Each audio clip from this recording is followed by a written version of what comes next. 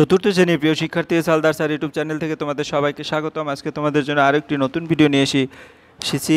প্রশ্ন সেট 2 রায় ও মার্টিন প্রশ্ন বিচিত্রার সেরা প্রস্তুতি হিসাবে আজকের আলোচনা হবে পরিবেশ ও বিজ্ঞান মডেল প্রশ্ন সেট নম্বর 2।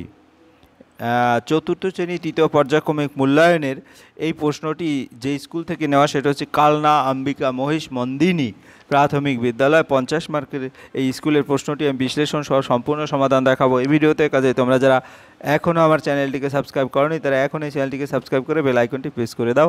এখানে তোমার টোটাল প্রশ্নটি তোমরা দেখতে পাচ্ছ 1 থেকে শুরু করে টোটাল 11 নম্বর পর্যন্ত প্রশ্ন আছে। আমরা স্কুলের দেখো এখানে পূর্ণমান 50, সময় থাকবে 1 ঘন্টা 30 মিনিট। পরীক্ষার নাম এখানে লিখবে আর পরিবেশ যেটা বিজ্ঞান তোমাদের বিদ্যালয়ের নাম লিখবে এবং ক্রমিক সংখ্যা লিখবে এই জায়গায়। হ্যাঁ, তাই আমরা সরাসরি চলে যাচ্ছি বর্ণনায়। কালনা আম্বিকা মহিষ মন্দিনী প্রাথমিক বিদ্যালয় 1 নম্বরের প্রশ্ন, সঠিক উত্তরটি টিক চিহ্ন দাও। তাই পৌষ মেলা হয়, পৌষ মেলা কোথায় হয়? শান্তিনিকেতন, আমরা এখানে টিক দেব। তারপরে গম্ভীরা পালা কোথায় হয়? মালদায়, হচ্ছে গম্ভীরার পালা জেলার। কৃষ্ণনগর জয়নগর না জনাইয়ের মনোহরা বিখ্যাত? জনাই। তারপর পুতুল তৈরি করেন, হ্যাঁ পটুয়া যারা তারা পুতুল তৈরি করেন। বড়দিন উপলক্ষে বিশেষ খাবার হলো কি? কেক। কেক হচ্ছে বড়দিন উপলক্ষে বিশেষ খাবার। এক এক করে আমরা 5টি প্রশ্নের উত্তর দিয়ে দিলাম। এরপরের প্রশ্ন 2 নম্বরের প্রশ্ন। 2 নম্বরে মানুষ কি প্রাণী? 1 নম্বরের প্রশ্ন মানুষ সামাজিক প্রাণী। মানুষ কি প্রাণী? মানুষ সামাজিক প্রাণী। ঠিক আছে, তাহলে 1 নম্বরে হয়ে গেল। এবার 2 নম্বর, আত্মীয় কাকে বলে? আত্মীয় হচ্ছে এখানে প্রশ্নগুলিতে কিন্তু তোমার 1 মার্ক করে তোমার প্রশ্নের উত্তর। আত্মীয় কাকে বলে? একই পরিবারের শাখা পোশাকাকে আত্মীয় বলে। গ নম্বর, পাঞ্জাবে কিসের চাষ বেশি হয়? পাঞ্জাবে জোয়ার ও বাজরা গমের চাষ বেশি হয়। জোয়ার বাজরা আর গমের চাষ বেশি হয়। নুন মাখিয়ে রাখলে মাছ মাংস ভালো থাকে কেন? নুন মাখিয়ে রাখলে মাছ মাংস ভালো থাকে কারণ নুন হলো জীবাণুনাশক। এরপরে গিয়ে হলো গবাদি পশু কাকে বলে? গরু, গরুর মতো গৃহপালিত পশুকে একসঙ্গে গবাদি পশু বলে, যেমন গরু, মহিষ, ছাগল, ভেড়া ইত্যাদি। এরপর আমরা চলে যাব 3 নম্বরের প্রশ্ন। নিচের প্রশ্নগুলো 4-5টি লাইনে উত্তর দিতে হবে। প্যাকেটজাত খাবার বেশি কিছুদিন ভালো থাকে কেন? প্যাকেটজাত খাবার বেশি দিন ভালো থাকে কারণ প্যাকেটজাত খাবারের মধ্যে অনেক প্রকার রাসায়নিক দ্রব্য মিশানো থাকে। এরপরে আদিম মানুষ চাষাবাস কীভাবে শিখেছিল? প্রথমে আদিম মানুষ ফল মূল গাছের পাতা পশু শিকার করে খেত। পরে তারা লক্ষ্য করলো যে জায়গায় ফল খেয়ে বীজ ফেলে দেওয়া হয় কিছুদিন পরে সেখানে আবার গাছ গজে ওঠে। এভাবে তারা বুঝতে পারে যে মাটিতে বীজ ফেললে নতুন গাছ জন্মায়। এরপর তারা ইচ্ছা করে বীজ বপন করতে শুরু করে এবং জমি পরিষ্কার করে গাছ ফেলতে ফলাতে শিখে। এভাবেই ধীরে ধীরে মানুষ চাষাবাস করতে শিখেছিল। এরপর গ নম্বরের প্রশ্ন, লালন ফকির সম্বন্ধে সংক্ষেপে লিখো। তাহলে লালন ফকির ছিলেন একজন মহৎ সাধক এবং বাউল গায়ক। তিনি মানুষকে ভালোবাসতে এবং ধর্মবর্ণের ভেদ না করতে শিখিয়েছিলেন। তিনি গান গেয়ে মানুষকে একতা, ভালোবাসা ও মানবতার বার্তা দিতেন।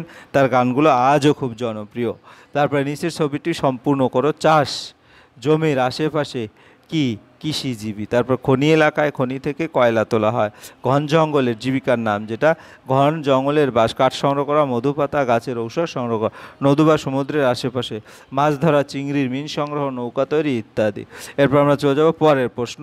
হ্যাঁ, নিচের প্রশ্নগুলো উত্তর দেয় 1 মার্ক করে। বিষ্ণয় কাদের বলে? জ্ঞানী ব্যক্তি। জামভাজির শিষ্যরা 29টা উপদেশ মেনে চলতো, তাই তাদের বিষ্ণয় বলা হয়। এতটুকু লিখলেই তোমরা 1 নম্বর পেয়ে যাবে। বিষ্ণুপুর কী জন্য বিখ্যাত? বিষ্ণুপুরি সিল্ক শাড়ির জন্য বিখ্যাত। তারপর মপলম পবিত্র বনভূমি কোথায় অবস্থিত?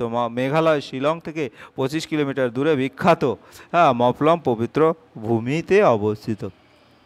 এরপর আমরা পরের প্রশ্ন দেখব। শূন্যস্থান পূরণ করো। এখানে 4টি শূন্যস্থান আছে। ড্যাশের মোয়া বিখ্যাত? জয়নগরের মোয়া বিখ্যাত। টিপু সুলতান মসজিদ ড্যাশ অবস্থিত? কলকাতায় অবস্থিত। ড্যাশের সূর্য মন্দির বিখ্যাত? কোণারকের সূর্য মন্দির বিখ্যাত। জলপাই জেলার বক্সা অরণ্যে রাজা ভাত খাওয়া প্রকৃত বীক্ষণ কেন্দ্র অবস্থিত। এরপরে 7 নম্বরের প্রশ্ন। পশ্চিমবঙ্গ রাজ্যটির উৎপত্তি কবে এবং কিভাবে হয়? 1947 সালের ভারতের দেশ স্বাধীন হয় তখন বাংলা প্রদেশ 2টি ভাগে বিভক্ত হয়। পূর্ববঙ্গ যা পরে বাংলাদেশ হয় এবং পশ্চিমবঙ্গ যা ভারতের অংশ হয়। এইভাবে 1947 সালে পশ্চিমবঙ্গ রাজ্যের উৎপত্তি। কলকাতায় কয়েকটি গুরুত্বপূর্ণ সরকারি কার্যালয়ের নাম লেখো। তাহলে কলকাতার কয়েকটি গুরুত্বপূর্ণ হচ্ছে রাজভবন, এখানে রাজ্যপাল থাকেন। রাইটার্স বিল্ডিং নবান্নর, এখানে রাজ্য সরকারের দপ্তর আছে। হাইকোর্ট, এটি রাজ্যের সর্বোচ্চ আদালত। কলকাতার পুরসভা শহরের পরিষ্কার পরিচ্ছন্নতা, নাগরিক পরিষেবা। এরপরে হচ্ছে তোমার পশ্চিমবঙ্গের তোমার কি বলবো, পশ্চিমবঙ্গের বিধানসভা, এখানে তোমার গিয়ে হলো বিধানসভার যে স্থানটা সেটা, ঠিক আছে। যাই হোক, এরপর আমরা চলে যাব পরের প্রশ্ন। ডুয়ার্স বলতে কি বুঝো? হ্যাঁ, বর্ধমান জেলার দ্রষ্টব্য স্থানগুলির নাম লেখো। বর্ধমান জেলার দর্শনীয় স্থানগুলি হচ্ছে বর্ধমান রাজবাড়ি, পুরানো রাজাদের বাসস্থান, খুব সুন্দর একটি ঐতিহাসিক স্থান, কুরহলি পার্ক, সার্কিট হাউস পার্ক। হ্যাঁ, পরিবার সহ ঘুরতে যাওয়ার সুন্দর জায়গা। 108 শিব মন্দির, এখানে অনেকগুলো শিব মন্দির একসঙ্গে আছে। বীরহাটা গির্জা, একটি পুরানো খ্রিস্টান গির্জা। দামোদর নদ, নদীর ধারে মনোরমা প্রাকৃতিক সৌন্দর্য দেখা যায়। এটা হচ্ছে গ নম্বর। এবার ঘ নম্বর, ডুয়ার্স বলতে কি বুঝো?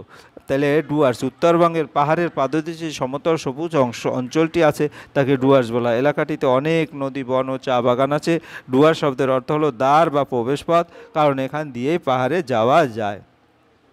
এরপর ভারতের কেন্দ্রশাসিত অঞ্চলগুলোর অঞ্চলগুলো কটি এবং কী কী? ভারতের কেন্দ্রশাসিত অঞ্চল 8টি কেন্দ্রশাসিত অঞ্চল আছে, সেগুলো দিল্লি জাতীয় রাজধানী অঞ্চল, পুদুচেরি, লক্ষদ্বীপ, চণ্ডীগড়, দাদরা ও নগর হাভেলি এবং দমন দিউ, লাদাখ, জম্মু ও কাশ্মীর, আন্দামান ও নিকোবর দ্বীপপুঞ্জ। এরপরে গিয়ে হলো তোমার 8 নম্বরের প্রশ্ন, শূন্যস্থান পূরণ করো। ভারতের দীর্ঘতম সেতুর নাম কি? ভূপেন হাজারিকা সেতু। অজন্তা গুহায় ড্যাশ জীবনী অবলম্বনে চিত্র অঙ্কিত হয়েছে আদিম মানুষের। কলকাতায় মহানগরীর প্রতিষ্ঠা করেন জব চার্নোকো। এরপর আমরা চলে যাব 9 নম্বরের প্রশ্ন। পশ্চিমবঙ্গের কোন জেলার চা বিখ্যাত? পশ্চিমবঙ্গের দার্জিলিং জেলার চা বিখ্যাত। কলকাতার কর্পোরেশনের প্রথম বাঙালি মেয়রের নাম কি? দেশবন্ধু চিত্তরঞ্জন দাস। তারপর টেস্ট ক্রিকেটে সব থেকে বেশি শতরান হয়েছে সচিন টেন্ডুলকার। এরপর আমরা চলে যাব পরের প্রশ্ন। পুরো কথাটির নাম লেখো। জিএমটি হচ্ছে জি দ্বারা গ্রিন, গ্রিন উইচ, তারপরে এম দ্বারা মিন এবং টিন দ্বারা time, Greenwich mean time. তারপরে এমএল হচ্ছে মেম্বার অফ লেজিসলেটিভ অ্যাসেম্বলি। এরপর আমরা চলে যাবো 11 নম্বরের প্রশ্ন। সঠিক উত্তরটি বেছে নিয়ে লেখো। ক্রিকেটের জনক হলো WG গ্রেস। পৃথিবীর প্রাচীনতম খেলা হলো কুস্তি। এই ছিল তোমার সামগ্রিক প্রশ্ন এবং উত্তর। আশা করি ভিডিওটি মনোযোগ সহকারে দেখলে তোমরা এখান থেকে সমগ্র প্রশ্নর যে একটা প্যাটার্ন এবং এই প্রশ্নটি কিন্তু তোমাদের জন্য একটা অতীব গুরুত্বপূর্ণ প্রশ্ন। তো সকল প্রশ্নের উত্তর আমি দিয়ে দিলাম। পরিশেষে বলবো, তোমরা যারা এখন আমার চ্যানেলটিকে সাবস্ক্রাইব না করে আমার এই ভিডিও দেখছো, এখনই চ্যানেলটিকে সাবস্ক্রাইব করে বেল আইকনটি প্রেস করে দাও। ভিডিওটি দেখার জন্য অসংখ্য ধন্যবাদ। ভিডিওটি ভালো লাগলে লাইক, কমেন্ট, শেয়ার করতে ভুলবে না। আছে এই পর্যন্তই। ধন্যবাদ সবাইকে।